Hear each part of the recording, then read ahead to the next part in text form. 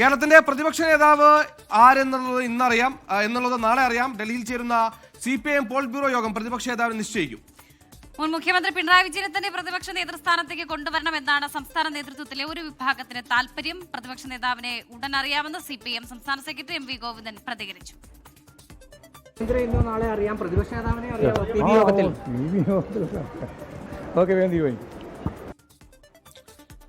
ശ്രീജിത്ത് വിവരങ്ങൾ നൽകാനായി ചേരുന്നുണ്ട്. ശ്രീജിത്ത്, പ്രതിപക്ഷ നേതാവായി പിണറായി വിജയൻ തുടരേണ്ട എന്നൊരു നിലപാടൊക്കെ CPIയുടെ ഭാഗത്തു നിന്നും ഉണ്ടായിരുന്നു. അപ്പോൾ ഈ ഘടകകക്ഷികളുമായൊക്കെ ആലോചിച്ച് തീരുമാനത്തിലെത്തിയോ? പ്രതിപക്ഷ നേതാവായി പിണറായി വിജയൻ തുടരുമോ?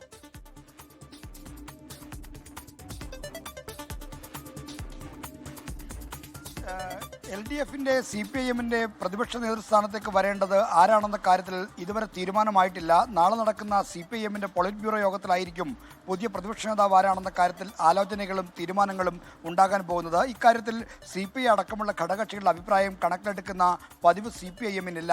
കാരണം തങ്ങളുടെ പാർട്ടിയെ നയിക്കുന്നത് ആരാണ് എന്ന കാര്യത്തിൽ പൂർണ്ണമായും തങ്ങളുടെ ആഭ്യന്തര കാര്യത്തിൽപ്പെട്ട കാര്യമാണ് എന്നാണ് CPIM കരുതുന്നത്. ഒരു കാലത്തും അത്തരത്തിലുള്ള CPIയുടെ അടക്കം നിലപാടുകൾ അവരുടെ തീരുമാനത്തെ സ്വാധീനിച്ചിട്ടില്ല.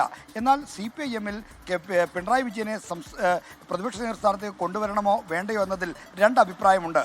ഇപ്പോഴത്തെ തോൽവിയുടെ തിരിച്ചടിയുടെ പ്രധാനപ്പെട്ട കാരണം പിണറായി വിജയനോടുള്ള എതിർവികാരമാണെന്ന് കരുതുന്ന വിഭാഗം പാർട്ടിക്കകത്ത് ഒരു തലമുറ മാറ്റം വേണമെന്ന് ശഠിക്കുന്നുണ്ട്. മാത്രമല്ല CPIMന്റെ പോളിറ്റ് ബ്യൂറോയിലും സമാനമായ അഭിപ്രായവും നിലപാടുള്ളവരുമുണ്ട്.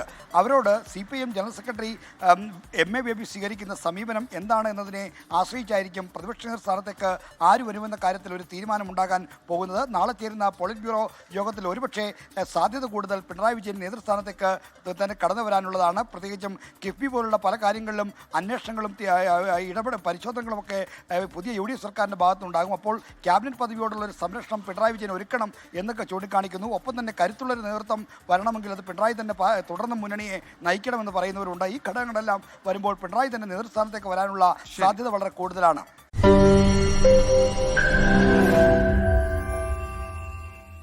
ലോകത്തെവിടെയായാലും ഏത് സമയത്തും 24 വാർത്തകളും ഓഗ്മെന്റഡ് റിയാലിറ്റി പാക്കേജുകളും എക്സ്പ്ലെയിനറുകളും വിശദമായി കാണാൻ ഞങ്ങളുടെ YouTube ചാനൽ നിങ്ങൾക്ക് സബ്സ്ക്രൈബ് ചെയ്യാം.